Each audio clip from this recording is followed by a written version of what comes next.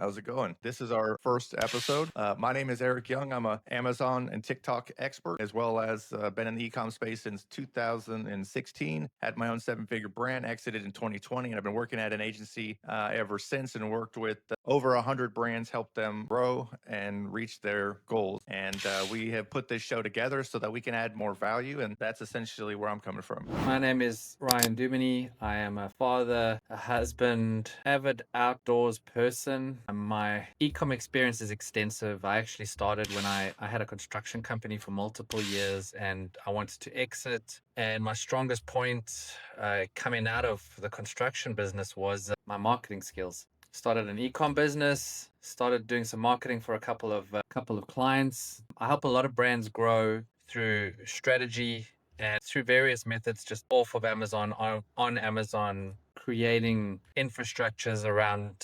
websites and marketing and ads and content. So there's a lot of people buying on Amazon all day. And outside of that platform, that ecosystem, that's not the real world. That's not the rest of the world. That's the Amazon world. Comes with its own issues. But when you make it on Amazon, you're selling a lot. You're generally making good income. And a lot of people get stuck there because they expect to match that income instantly with anything else they do. And they end up just getting completely caught and trapped in that ecosystem. Awesome. Well, I just want to just let everybody know. Also, I am also not single.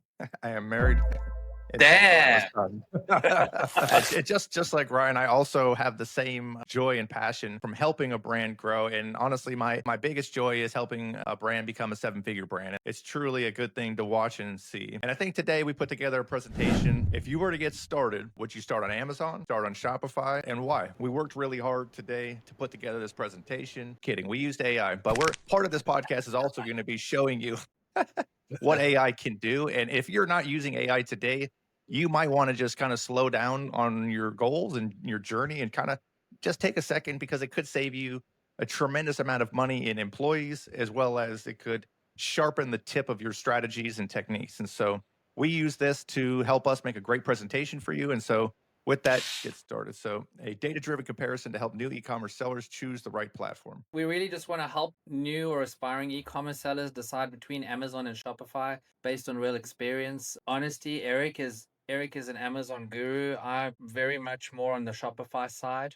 So I think this is a very good way to start the episode. Who's going to benefit from this is people starting out, people who have just started a Shopify store, people who have just started an Amazon store. And I'm also going to say this really appeals to people who are plateauing on Amazon. Now, that's a big thing to say because a lot of people plateauing on Amazon are making millions of dollars, but you'll be surprised how many people are making millions of dollars and still stuck to the honeypot. They're so scared, they can't reach out, they can't even think about spending money and not getting a massive return, quote unquote, like they do on Amazon. That is so true. I am definitely Amazon seller, Amazon expert. I live and breathe everything Amazon.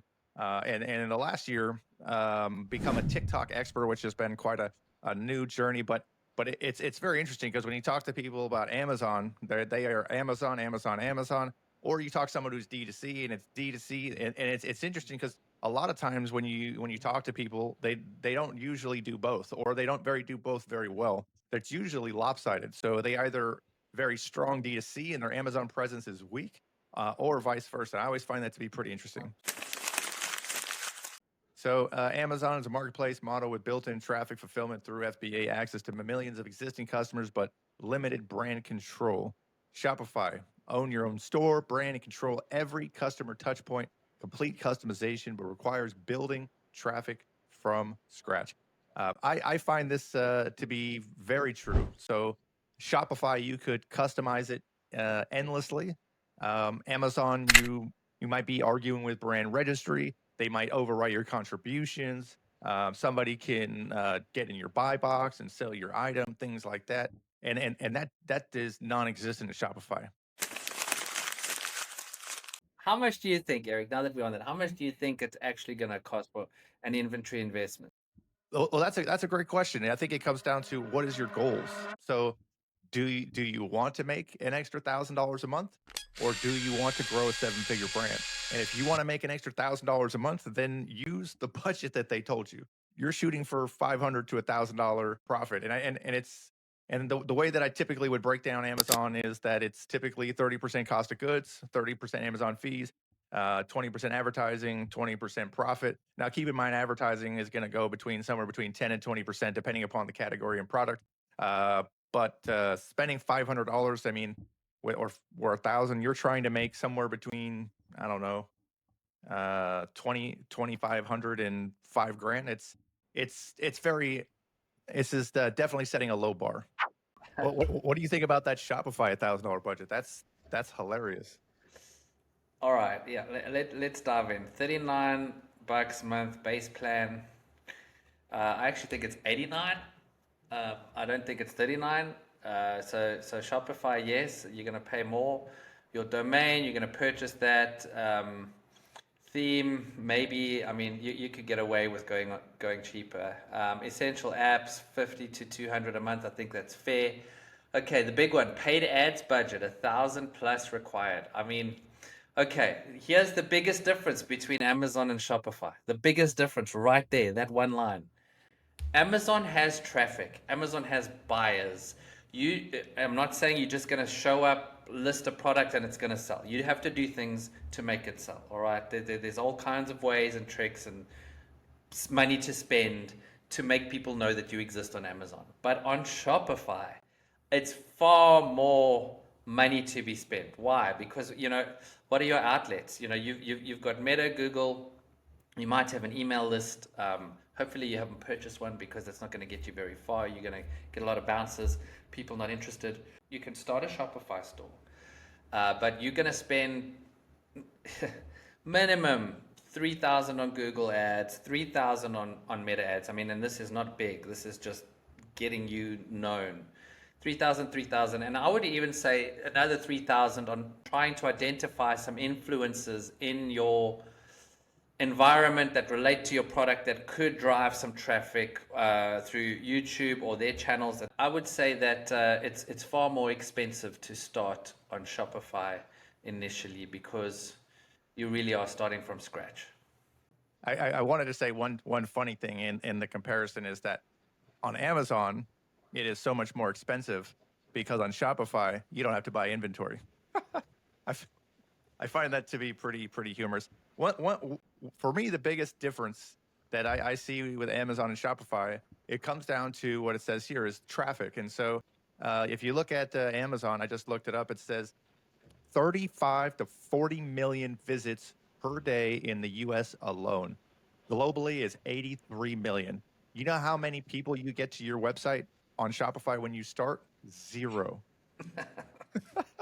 Absolutely. So it's a noticeable difference. This really doesn't really matter in the scheme of things, because if you're worried about the 2.9% or the 15% referral fee, and you're thinking in pennies and dollars, you're not thinking you probably don't have the stomach for e-commerce, and because this is a big game, and it's actually the barrier to enter from when I started to today is probably 100x. And I started a brand with a couple $1,000s, and this nowadays I probably wouldn't start with less than 50 to 100,000, and that's on a small scale. Amazon traffic, built-in buyer intent from 300 million plus active customers. BSR momentum drives organic visibility. Fine, BSR. Eric, you'll probably be best qualified to. Bestseller ranking. The lower the better. The lower the better. So if you're number one in beauty, your BSR would be 1 in the category of beauty. And what is that? How do they better or worsen their BSR? What is it based on? What are the factors that contribute to that? It's based on sales velocity. So if you're the number one in beauty, you are the largest seller by volume.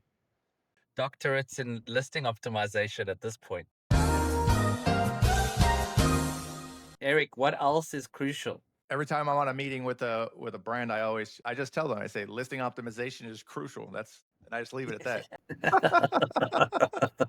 First of all, being a first episode, getting started, getting out the gate. Honestly, there's a lot of humor in this, and so hopefully you guys are enjoying it as well.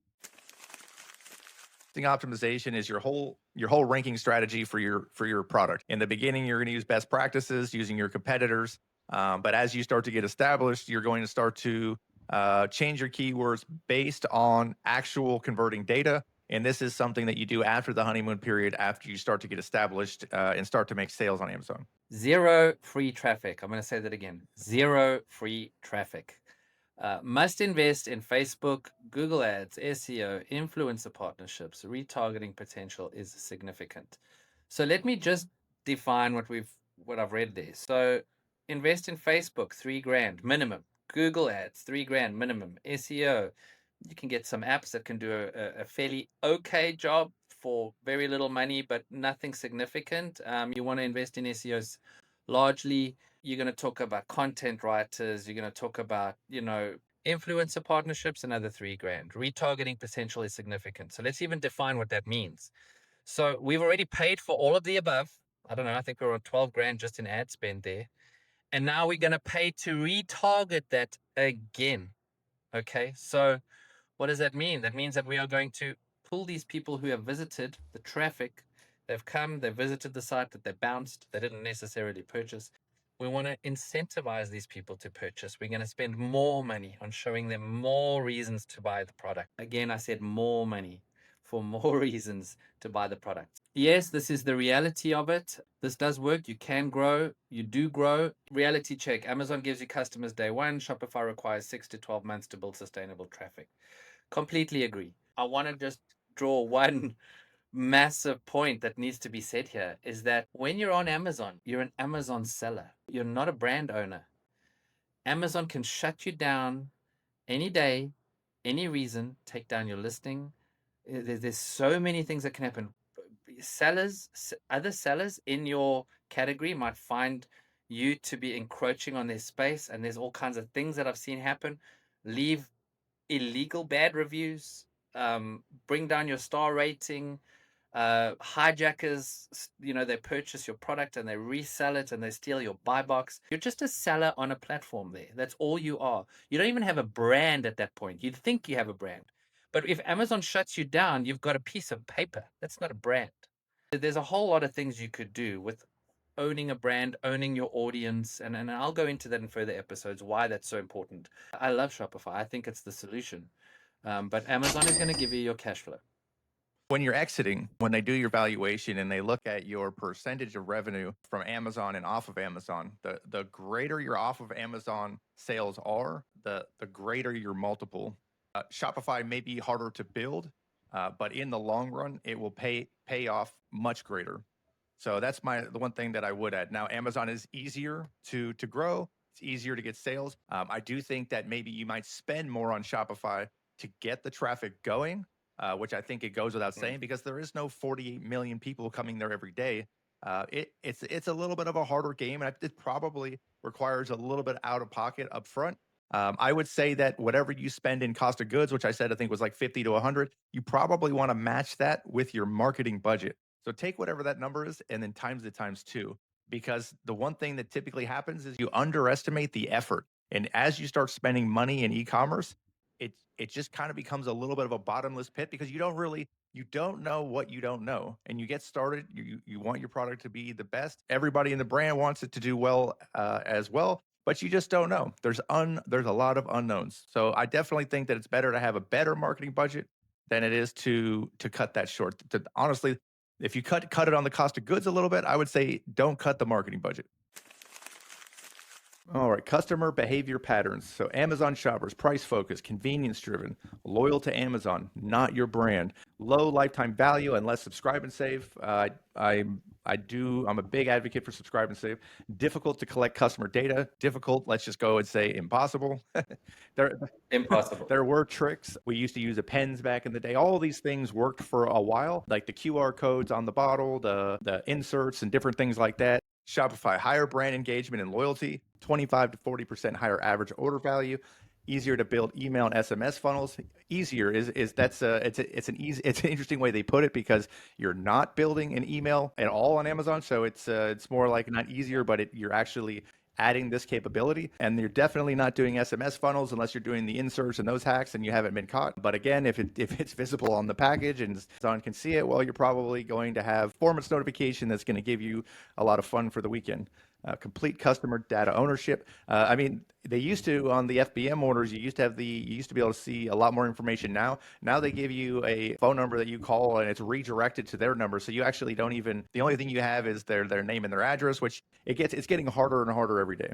Yeah. Bottom line, Shopify customers buy into your brand, Amazon customers buy into speed and convenience. Now, one thing that I'll add to that is that Amazon, the customer can do no wrong. I'm going to tell you a personal story. If you bought a banana on Amazon, you take a bite of it and return it, and there would be no questions asked. Personal story. I had a gift. It was a mat for an SUV. Came in a weird shaped box. I wanted to return it, didn't fit, and they said that I needed to provide a box. To buy a box that fit this mat, it was $30, and I didn't want to pay $30, so I called customer support and I said I don't want to buy a box, and they said, sorry sir, this is your only options. And as you guys know, you can return it at Kohl's or sometimes Whole Foods with no box, and they couldn't change it. And so I said, I don't want to pay. And they said, sorry, sir. And I said, I'm not paying. And they said, sorry, sir. And I'm telling you, I'm not going to say it again. And they said, hold on one second. Let me check.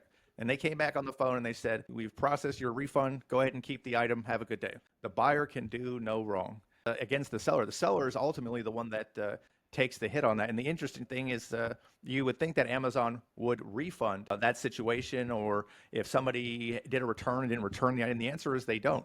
They will not do absolutely anything to help you of any kind unless you file cases and have correct documentation. At the end of the day, Amazon, you need Amazon more than they need you as a brand. You can notice it in your whole journey as a seller. Month 1 to 3 Amazon. All right. Generated 15K revenue quickly, but only 3K profit. Okay, fine. I don't know how you generated 15K revenue quickly, but all right. Let's just roll with it. After all fees, fast cash flow, but unsustainable margins. Probably true. Not the same figures, but fast cash flow, but unsustainable margins. That part's probably true. Month 4 to 12 Shopify. Slower start at 8K revenue, but 4.5K profit. I don't know that I agree with that. You know, you are spending a bunch on giveaways, on all kinds of stuff, big discounts. You're giving lots of people reasons to buy. I think that, you know, after month 12, yes, I would agree on that profit ratio, 4.5 out of 8K revenue, but I don't believe in that in month 4 to 12. I think that's incorrect. You're still building yourself up. You're still enticing people. And of course, we're also assuming here that we're selling a product that is either repurchasable or has cross-selling opportunities with other products. We are assuming here that this is a repurchasable item or cross-sellable item, and they would want to buy multiple versions of this. If you're trying to make profit in the first year, you're probably looking at it incorrectly, in my opinion. Honestly, I would try to break even and reinvest everything that you make into your business for the first year. And if you can swing it, maybe even 2 years, because momentum is everything. You got to take advantage of the momentum. And if you start taking away from the business will let you know, and it'll show you as it starts to underperform because you're not fully established. It's time to build a business. It is not 1 to 3 months. It's not 4 to 12 months. It takes years to get a brand identity, to get brand awareness. This stuff takes time. Point 3, today, Shopify focus. Control over data, pricing, and customer experience. True. Build sustainable business with 60% plus margins. Of course, of course, Wow. of course. I mean, there was no inventory I cost, so of course the margins are good. It's a common strategy, you know. These brands get into a sales perspective where they want to sell the brand, not necessarily sales where they want to increase their sales velocity. And what they'll do is they'll turn everything down to a bare minimum to show a higher profit over the last sort of 12 to 16 months. I've seen that strategy executed. In fact, I've been fired for building a brand up to be able to be sold because I was too expensive. If you take what they're paying you, and I know that you do a good job, so I mean you get what you pay for. And if you take that times a year and then you times it times the multiple, it adds up. And so when you're exiting, that's a totally different conversation. I think that if you have 60% margins, you probably need to figure out new ways to spend money so that you can grow your brand faster. Like that's an opportunity. That's not a goal. in my opinion. Okay, I'll go ahead and take this one. So start on Amazon if you need fast cash flow validation, simple logistics appeal to you, you're testing product market fit, limited market budget initially. Now, fast cash flow, 100% agree with you. Now, is that as easy as simple as it sounds? Absolutely not. So Amazon is definitely not a nonprofit, and their fees increase sometimes on a monthly basis, definitely a quarterly basis, and definitely on a yearly basis, depending upon the fee. Yes, I think it's the fastest way to grow a business. But again, trying to make a profit, I don't think that if that is your goal, you might not have the stomach for ecom in 2025. Simpler logistics, I don't know. I still, again, what does Amazon have? They have a warehouse network. Sure, you send it in, great. But Shopify, you could have a 3PL, and I think there is equally simple. The best way to survey something is traffic, and so one thing Amazon does is has a tremendous amount of traffic. So I think it is a great tool for surveying a product. And if it's garbage and it has flaws, you're going to find out about it, and you're going to find out quick. Limited marketing budget initially, yeah, I don't entirely agree with that. You can spend as much as you would like on your marketing strategy, and it can be as expensive as cheap as you can afford. I like to build the strategy based around your budget. And if you're trying to get to 20K a month in the initial launch, it could be 30, 40% tacos, which could definitely be expensive if you're actually trying to grow a big business. I think if you're starting on Amazon and starting on Shopify at the same time, I would definitely start on Amazon first. Build up your cash flow. Do what you can on Amazon, and 4 to 5 months into it, 5 months into it, let's start the Shopify journey. It's just gonna help. It's going to help. You've got a business going on Amazon. You're pulling out some money. You've got something to help you on the Shopify side. It is no question that that's the way I would do it. You have a strong brand angle.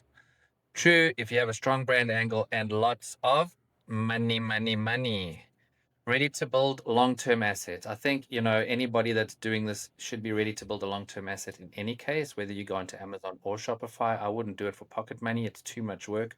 One, customer data ownership, it's a no-brainer. When you're on Amazon, you have to be pushing Shopify hard. And that is what I'm going to keep pushing over every single episode. You have to be pushing it hard. And customer data ownership is the reason. It's your client list, it's your clients, it's your tribe, it's your community. Can invest in traffic generation. Boom. And final words, all of you Amazon sellers out there that are listening to this, get in touch with us so that you can actually get your Shopify game on, your off of Amazon game on. You are not anything but an Amazon seller. You might be a very successful Amazon seller, but you are still an Amazon seller.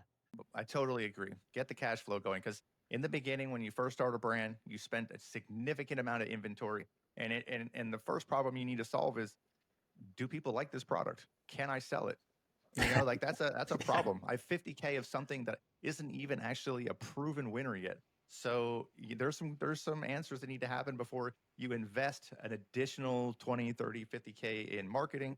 So that's the first question. And Amazon is great for surveying. If you're not using AI for a lot of things, then you're probably spending too much money on your employees, and you're probably taking 10 times as long. So, but it really depends on Yeah. what you're using AI for. One thing I'd also say is that I think that this video is a testament that we believe that taking action is senior to anything. And so we put this together just to get our first episode out there, and I guarantee that our subsequent episodes will probably take a little bit of a closer look. And this channel is the Ecom Marketing Lab.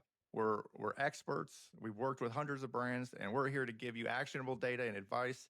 And if you want more information, we'll put something in the description where you can schedule something, and maybe we can help you with a better strategy or something to that effect. And so thank you.